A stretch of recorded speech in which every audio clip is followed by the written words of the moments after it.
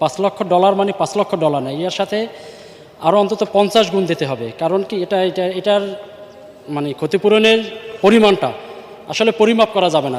এখানে আগুন লাগছে, ফায়ার সার্ভিসের গাড়ি আসছে, এখানে তো আর পারমিশনের কিছু নাই। ফায়ার সার্ভিস তো সরকারি গাড়ি, আগুন লাগছে, আগুন নিবেতে আসছে। সেখানে ফায়ার সার্ভিসের গাড়ি ঢুকবার জন্য কেন পারমিশন লাগবে?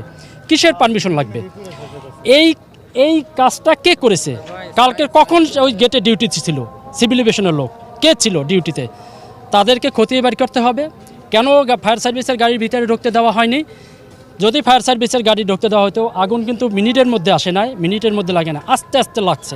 আমার যে কোম্পানি কাজ করে ওইটা হচ্ছে শান্তা গ্রুপ। শান্তা গ্রুপে প্রায় $5 লক্ষ মতো পেপার আমার হাতে আছে। 50,000 ইউরো বা USD 50,000 তার লস হলো। যারা পারমিশন দেয় নাই তারা দইরা গরম ডিম দেওয়ার দরকার সরকারের কাছে, একটা প্রস্তাব।